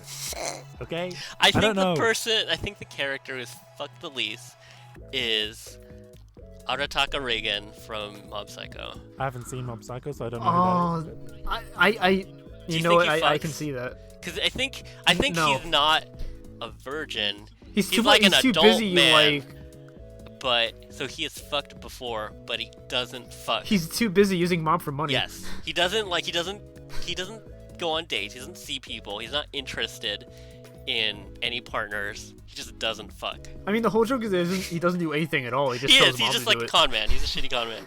He's Yeah. great. So that's my answer. So after the intense second deliberation. Yes, second part. part is who's fucked the most in anime, and I want to kind of Oh. bring Oh one my thing God. up. I Uh-huh. want to say I'll place my bets on All Might. Wow. Yeah, definitely All Might would have fucked the most. I Realistically, guess. because it's like, I mean, there has to be a way you got those. Yeah, Large yeah. pecs. He's what you worked think out he a just lot. fucked, and that's how he works out. He works out by fucking. Look, there's like a specific motion to it. I hope you realize With that. your pecs? Yeah, okay. I mean, look. There's some really kinky shit you can do. But you don't think he got the pecs first and then fucked? I don't know. Maybe he's just progressive. I don't know. You know what I think it is? Because, when All Might becomes skinny, like, it's like, that's when he's exhausted himself, right? That's when, the moment when All Might comes, that's when he... That feeling when... The moment All Might deflates is when he loses his sex drive. I was going to say, the moment he comes, that's when he deflates, so... Oh my god. That's a bad thing Wait, so, like, to do in battle. Well, it wouldn't be in battle, right? That's why... Well, that's when we see him deflate after... Oh, he times it. He has a timer, so no matter what, after like 2 hours, he always comes. Yeah, that's it. That's why... Wait, so does that mean, like, season 3 onward, he's just always flaccid? Well, yes. That's how it is. He needs... That's how it is, I'm afraid. But that's why, because that's the one-for-all power. Yeah, he ejaculates prematurely. That's why in the first season and the second or all season... for one. I get them mixed up. One... Does he have all for one? No, it's... Or does he have one for all? No, it's one for all. All for one is... the bad guy. Was his enemy. Yeah. Yeah. I got that confused for a while, too. Just the terminology is so similar. Yeah. But yeah, no, I think it's All Might. All Might, he fucks so much. And I'm pretty sure he's banged a lot of characters like Deku's mom. I'm pretty sure he's fucked Deku's mom. There's no doubt about it. Oh my god. No, here's the thing. Here's the thing, Elliot. He Bish like hard chips All Might and Deku's mom. Well, why are you saying that as if it's a bad thing? It's a great thing. I'm not saying that. I'm not saying it's a bad thing. I'm just saying like you love talking about it. I would imagine Deku would be very happy that All Might would be his but like stepdad. Not in those terms. Well, not like that. I'm not gonna be like, oh, thanks for fucking my mom. It's not gonna be that. On a serious note, All Might really represents like a huge. Yeah, he's a good dad. So, he would be a good dad, for sure. He would. And he is kind of a dad, but like officially a dad, sure. Well, the only official way he could be a dad is if he fucks Deku's mom. mom. That's what marriage is. The official way for him to become a dad is to become a daddy. He's already a daddy. He's like the world's daddy. Yeah. Okay, this one I thought about because it has to be a character who's fucked a lot, and I think I'm gonna go with like a character who has been around for a while. Therefore, just by virtue of like doing their thing, I'm gonna go with Lupin the Third because he's like a James Bond type person, but like more horny. Okay. He's like James Bond, but twice as horny. So he fucks a lot. So, Bish, for the record, his full name's Arsène Lupin. Yes, and he's a thief who likes to fuck. Based off a popular work where he does a lot of cool things. Now that question kind of made me all timid because I feel a bit embarrassed about it. The ironic thing is that on this podcast, we've never had like fear of talking about this kind of stuff. Like, I remember we were recording with Koei. I don't want to say this out loud because we deleted the episode because we were told not to air it. But all right, we'll cut that out. No, well, I'll keep it in. We recorded an episode with Koei Tecmo with the creators of Dead or Alive, whatever. And this was an episode where we had their community manager who no longer works at Koei, but that's not because he got fired because of this. And we asked him, we got a question from a fan, and it was like, who would you have an orgy with out of all the Koei characters? Damn. And Koei Japan listened to it. Yeah. They don't normally do, and they were like, yeah, don't air this episode. Don't do that. Yeah, don't do that. Yeah. Especially some of the characters. Don't be talking about the DOA characters like that. It's bad enough that we have to already work hard to make sure that game doesn't get a lot of criticism. But yeah, so we kind of don't. Reminds me of that. It reminds me of that one interview I had like a while Which ago one? with Josh Grail. That interview, I still have that, and it was the issue. Well, the audio is all fucked. Like the audio was fucked with it, and it was so difficult for me to edit, and I was just like. But it was a nice interview. I really did enjoy it, and I'm trying. It was really nice. Like I asked questions like where I was like fangirling about Danganronpa for a couple of them. The funny thing is, if Tyson's still here, he's also the voice of Ai-chan from Free, which is... I don't know if you've seen Free. Have you seen Free? Yes. Elliot? What do you think of Free? I like it. It's fun. I'm not like crazy into like shipping any of the characters, but it's a fun show. I am. So I don't know if you've realized it, but Tyson. I asked Tyson when Tyson was still on Kunai, when we were getting the suggestions for anime and whatever, he suggested Free, and I was very reluctant at first to watch it because it's hyped and whatnot, and then I fell in love with it. I was like, this is a great show, and it's just so great. It's not even about the fan service. There's just the characters there. Nagisa, my best boy, and he's just the best character in Free. He's the only reason to watch Free. Anyone that's new to Free, Nagisa is the only reason. That's fair. That's a pretty good opinion. Bish keeps telling me to watch Free. I think it's worth it. It's like a solid sports show. It's a solid. Oh, yeah. I mean, I have a bit of like. There's a lot of solid stuff there. Yeah. I mean, normally I'm not normally disappointed by sports shows for the most part. Even Jojo, I actually kind of enjoyed it. That was a shit show. I watched that, and we were gonna do that for the. It looks gorgeous though. The animation was Joe, amazing. I know the reason you're watching it. All right. Yeah, I mean, we all know the reason I am. Like, who? Look, I am a man with desire. So if I see tits and ass on my screen in a sports anime, of course I'm gonna love it. Joe, remember, Jesus watches you, okay? So then you gotta be careful. And I'm like one word closer to being like forsaken. Father, why have you forsaken me? But no, it's like that. But I mean, like, Keijo for me was such a trash show. It was just like, I didn't see the appeal of it, right? If I wanted to like watch the game of Keijo, I would just play DOA Extreme, like DOA Paradise, you know? That's basically what it is. It's just girls That's true. smashing their butts together. It's like, I don't see where's the plot. I get there's plot, but I mean, I don't see where's the true story. No, as Yoko Taro would say, for reasons like that, I just really like women. Sometimes you like what you like. Fun to watch. I mean, why do you think I resonate so much with Yoko Taro? He's just he defines me. He knows what he likes. That leads me onto a question for all of you guys. Yes. Has there been an anime that has been a guilty pleasure, or an anime that you're afraid to say, yeah, I love this show?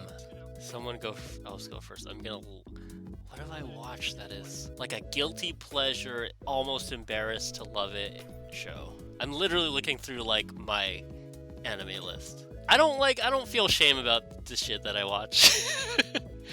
My guilty pleasure is Shadow the Hedgehog.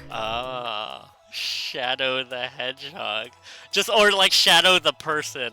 Like Shadow as a person is your guilty pleasure. Yeah.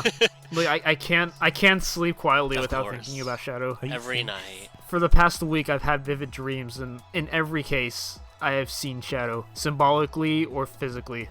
That's scary. Just standing over you. Every time he whispers into my ear, "Why the fuck my pee-pee hard?" No. But he's holding the gun also. He has the gun from his box art. No, like that's the sound effect I hear before waking up. I just hear the stock sound effect.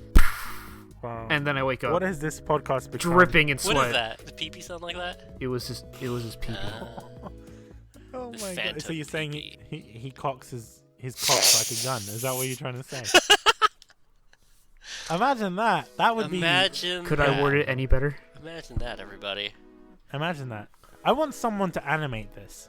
No. I really do. Yeah. No, why? You don't. I do. No, we don't.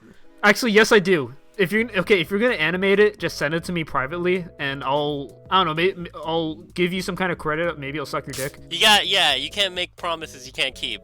You know what? You're right. I'm really just a man of life. Okay, so like the closest anime that is like maybe embarrassing for me that I really love is Osomatsu-san, because it is gross out humor about shitty boys. Yeah, it's not that gross. I've heard good things about it. It's pretty funny. It's really funny. It's unlike a lot of comedy anime shows, but it is. Is it like one of those shows where it's like it tells different stories in each episode? Yeah, it's kind of like a skit show. It's more comedy skit show. Okay. But also, it is not afraid to just be about gross out humor. Sometimes I describe it as like an anime Always Sunny in Philadelphia, in the sense that all the main characters are like really shitty people that you are never rooting for, and they live terrible lives, and it's funny to watch them fail. That's what Osomatsu-san is. You know what's a bit weird, and this is, Joe, you can attest to this. We were just talking about Always Sunny in Philadelphia before the recording. Oh. I was asking Joe what's his favorite anime, and he said Always Sunny in Philadelphia. So It's good. It could be an anime. Okay. It's basically an anime. My favorite episode was the one when Charlie like opens the door to Mac, and he's just wearing this this full body Nazi suit. Why is that your favorite one? Because at the very end there's like one line that just cracks me up where it's like where Dennis just had like the time of his life with I don't remember who, but like he comes back and then Mac and to get payback, like Mac goes to his shoulder. He's like, it's like, I'll see you, dude. Your grandfather's a Nazi. And then he just sees his stuff burning on the ground. And he just sees a picture of like his young grandfather. It looks just like Dennis in a Nazi suit. And I haven't seen that episode, so I just have to imagine this. Joe, is this a real episode, or is this a fever dream?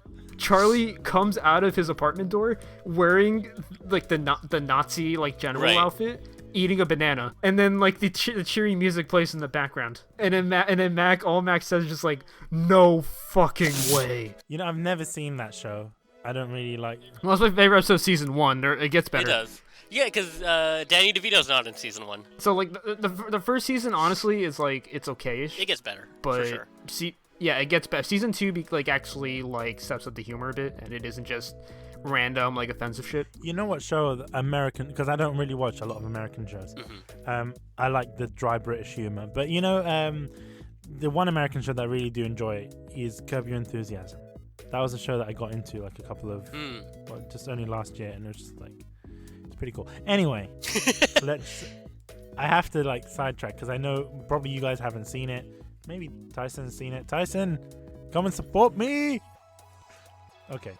No, Tyson. I'm screaming for no, Tyson. he's not there. Tyson's not there. When He's not there. You're on your own, boy. the one moment where I try and rely on Tyson, he's not there. You know what, Tyson? You can fuck off, man. You can fuck off. Okay, let's talk about Nico Yazawa. Let's end off with Nico. Oh, are we? Okay. Oh my god. Okay. So, what is the appeal of Nico? She is a trash goblin who, like, trolls the shit out of what you think is just a fun, poppy show about cute girls singing songs and dancing. She is like the wrench thrown into it that makes it all about herself.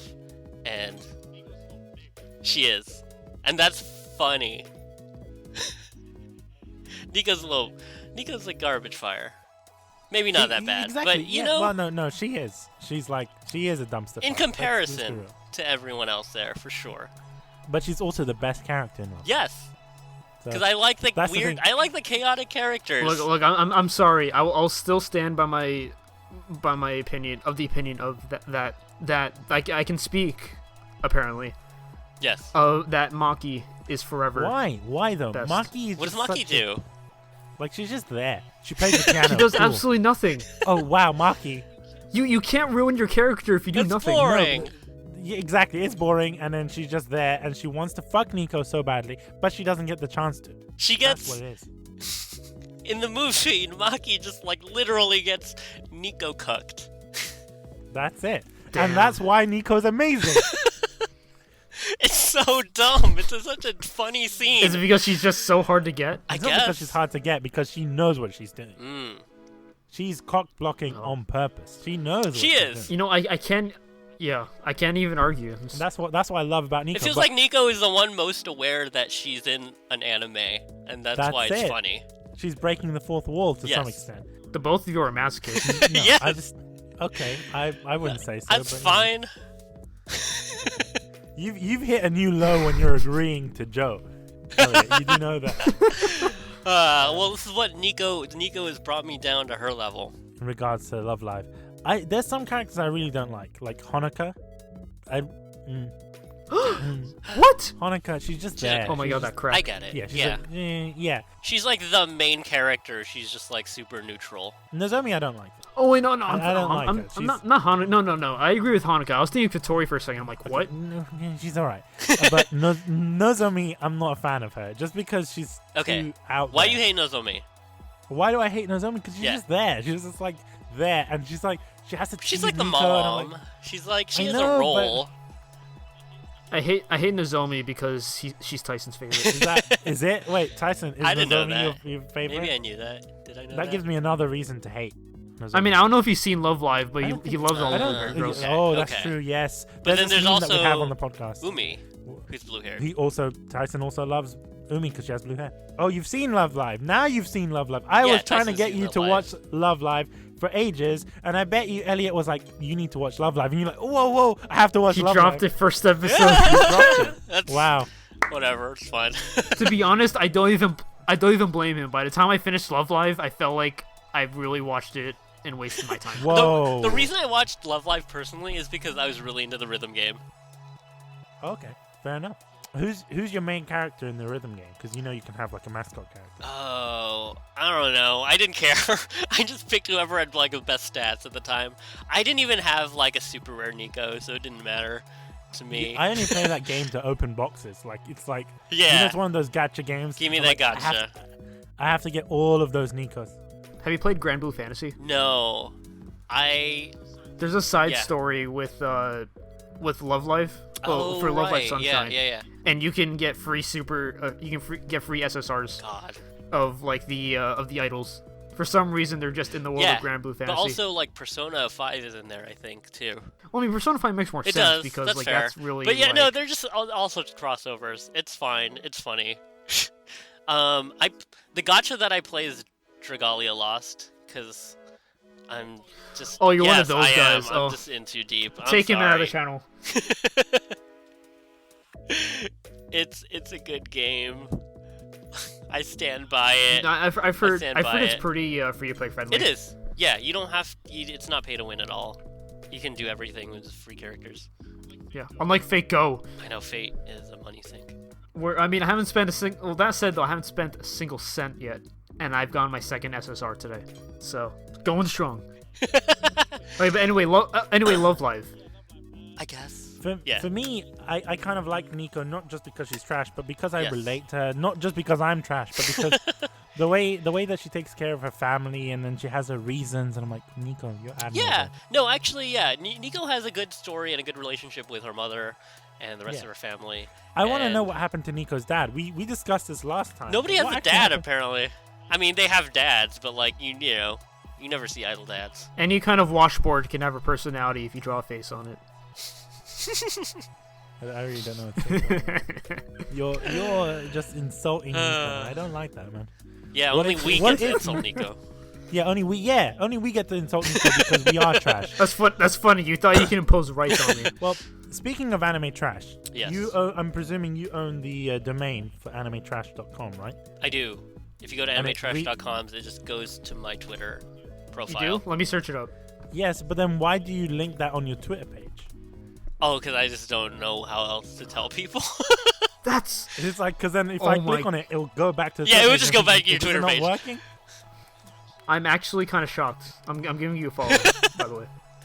Oh, now you give him a I- follow. You knew that he was coming on like 2 weeks ago, and you're like, I'm gonna It's give okay, Elliot it's a okay. follow No, like now. here's the thing. Like I just find it amazing that he got a URL just so it links to his Twitter page. Well, I was gonna put something that I bought it because it was like there were .coms on sale like a few years ago, and then I didn't know what to do with it, so I just made it auto redirect to my Twitter page, and then Oh, that's once I had so it, I good. couldn't just let it go, so I just keep paying for it, which is stupid because I don't Yeah, need but- it. No, that's great. I mean, okay, so I get fine. to the one benefit is that I get to use the email address elliot@animetrash.com. Oh, that is quite good.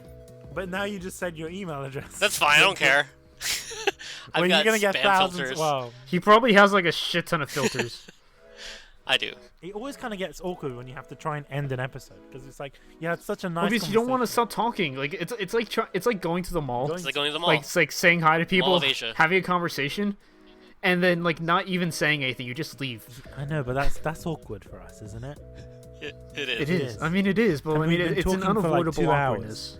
And I know Elliot wants to do something. And I know Tyson wants to go home It's okay. and eat those canned ribs. I mean, I'm here. Why would you want to do anything I else? only have one thing to do today, which is to play Sekiro. Oh, I heard good things about it. Yeah, it's waiting for me.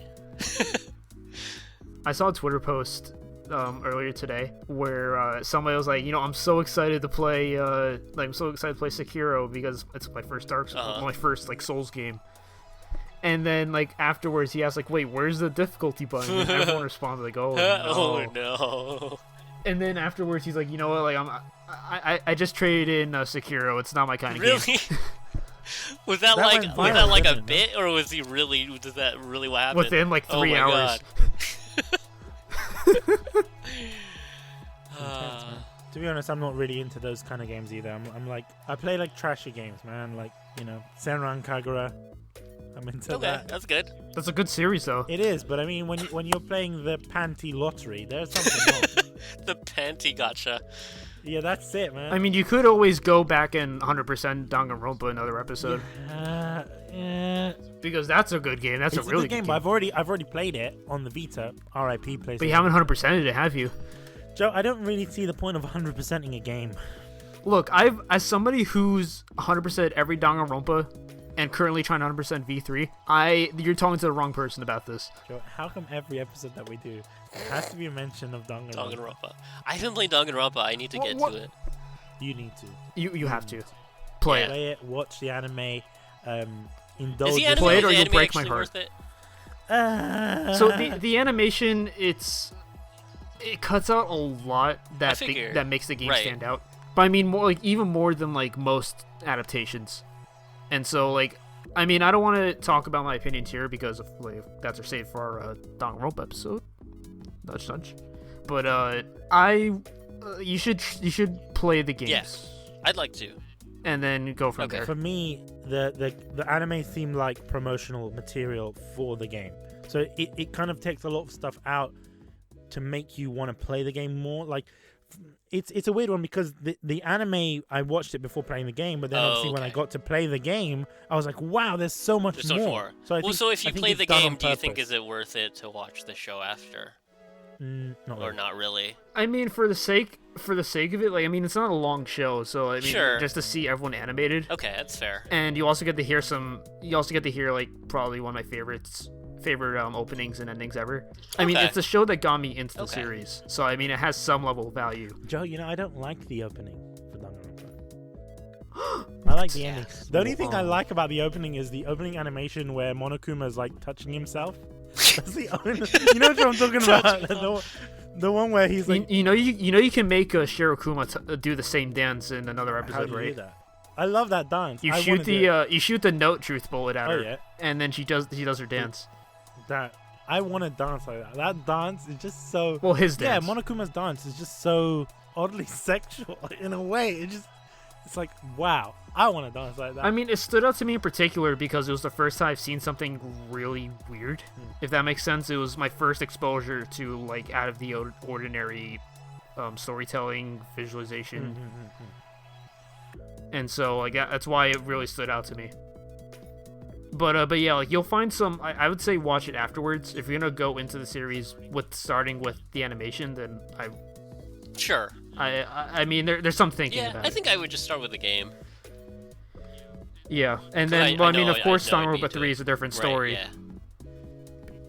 Because that's like an actual entry. Right. But, Okay. I mean, I'll just stop there because again, we have an episode planned for this. So I'll get to it someday. I have like a huge backlog, but I do want to get to Danganronpa. I'm already a big fan of like the other Chunsoft of like the 999 series and Zero yeah, Escape? Escape series. Yeah. oh yeah, good. I was looking at it recently. I saw the series again after like I watched my play through the series after like a couple years after playing it myself. And I'm starting to appreciate it a little more just because it plans everything out so well. Even if the end of Zero Time Dilemma was very I agree. underwhelming. It's still pretty satisfying. There's parts of the endings of Zero Time Dilemma that were like so disappointing. Just don't think about it But- too much because those are But getting complex. there was fun. If only the animations were actually like likable. Yeah. That being said, I think it's a great place to end this episode. I just had to, just cull it, Anyway, so What? He had to cut us off, dude. Because we're going on for 2 hours, and I'm guessing no one is gonna listen past the first 30 minutes. It's fine.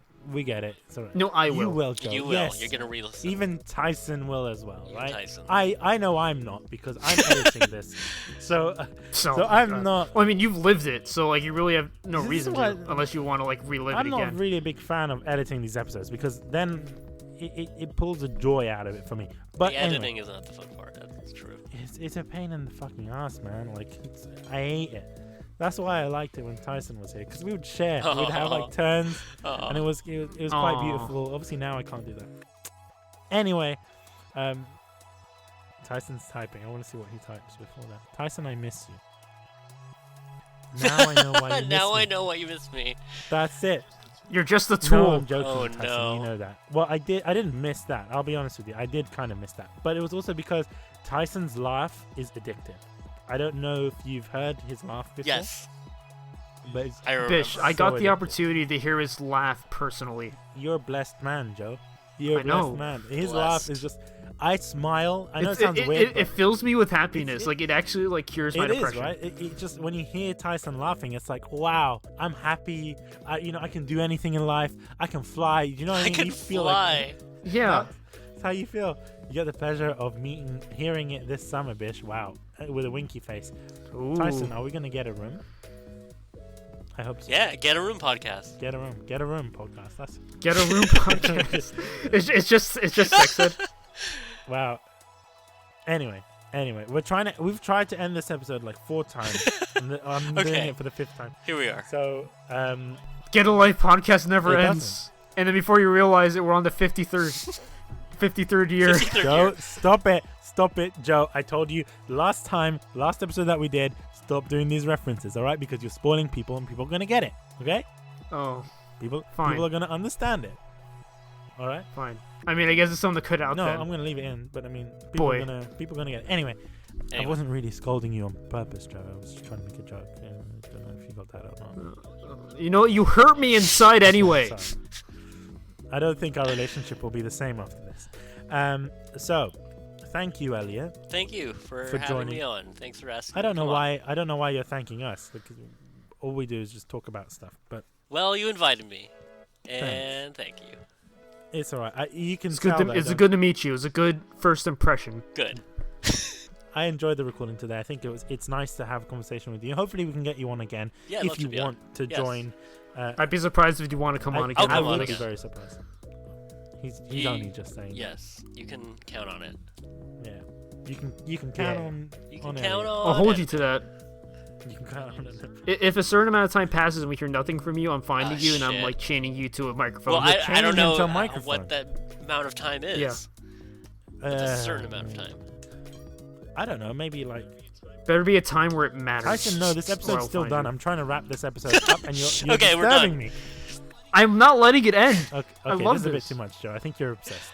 Okay, fine. Okay, fine. So, Fine. You know what? I understand. thank you, Elliot, for coming on. You've welcome. already said you. Okay. Oh wow. Okay. What happened to before? Oh, thank you guys for letting me on. Now Gotta switch it up. That's it. Gotta switch it up. And because Tyson has 5 minutes before he has to return, we're gonna end this episode. Okay. Thank you, Tyson, Yeah. also for being here being in as the chat. emotional support, being in the chat, even though you were doing nothing. It's fine. You were there for emotional support. Thank you, Joe, for just being you, and thank you, Bish, for creating this podcast. Is that an insult? That's not an insult. Why would you take it as an insult? Are you saying that all that matters is my existence? Isn't that like a positive thing, no? I mean, you see the me that's here, but you don't see the person inside the me that's here. Joe, this is getting very philosophical, and I want to avoid it. So, where can we find you, Elliot? You can find me online on Twitter at Name of the Year. Where did that name come from? It's because when I joined Twitter, I was just joining to talk about video games, and I wanted a username that was a pun on Game of the Year, and so I realized if I change the G to an N, it's Name of the Year, and that's it. And nobody really thinks the two are related. They always think No, I see it how is, it's but related, only if though, I point it because out. games have names. When I tell people my screen name, people are like, "Oh yeah, Elliot. That's a good name, I guess." I'm like, no, that's not what I intend. It's game of the year. Well, because games have Games names. have names. It has a double Game of the meaning. year. Name of the year. That's it. That's all. You can also find Elliot if you go to animetrash.com. That's true. Redirect Yes. to Twitter. As always, you can kind of check me out on @GetALivePodcast. Check him out. In the past, I've gone by Kibo Gamer, but in order to align with my art handle more now, I've changed. It's going to be changed to Entropy as of this episode. So it will be referred to. It will be spelled as ENTRO capital P. And you have to use the capitals, right? Remember, like, I don't know if you remember that meme. Do you remember the meme? Which one? Not you. No. Elliot. No. All right, Oh, this no. is a Get Life I'm podcast not included. internal meme. You're not included. That's right. What was this? I don't know if it was Tyson or you remember where Kevin had his at the Tempest Phoenix, and he was like capital T, and he said you have to write it all in capitals. Remember that? Remember that? I remember that. Tyson remembers. Yes. So it was like, I would always say, oh, just forget about the capitals and put them anywhere. But yeah, you can always find me on my Twitter. Once again, it's @ChemicalSora. That's where you can find me. That's it. That's you. Yeah, that's him. That's totally Bish. It's totally not somebody else. It's totally not Tyson. So I hope you guys enjoyed this episode. Remember to check our sponsors, and I hope by the time we air this, we still have our sponsors because we talked about a lot of shit. Crunchyroll, thank you. If you want to check them out, go to www.crunchyroll.com/kunai. If you support Crunchyroll, you support us, and we really need to pay off our student loans. So support anime, support us, support Crunchyroll. $1 a year will help us. Will go a long way. No, seriously though, like all funds aside, I mean, it's more promoting, but I love Crunchyroll. It's so easy to get into it and just watch my shit. So buy Crunchyroll, watch your own shit. And if you're Have gonna fun buy Crunchyroll, don't watching go your to shit. just regular Crunchyroll. Go to crunchyroll.com/kunai. Anyone that's listening at Crunchyroll, thank you very much. I know you guys don't listen, but if you do, I do appreciate you. And yeah, I think that it's good. It's all good. I think that's the end of the episode. I don't know how to really end it. Elliot, final thoughts, final words? Nico, Nico, ni. Oh, wow. We earned the Nico. We earned the Nico, Nico, ni. Anyway, I think that was a perfect way to end the episode. Thank you, guys. All right. Thank you, guys. Thank you. Stay I sexy. was waiting for the stay sexy.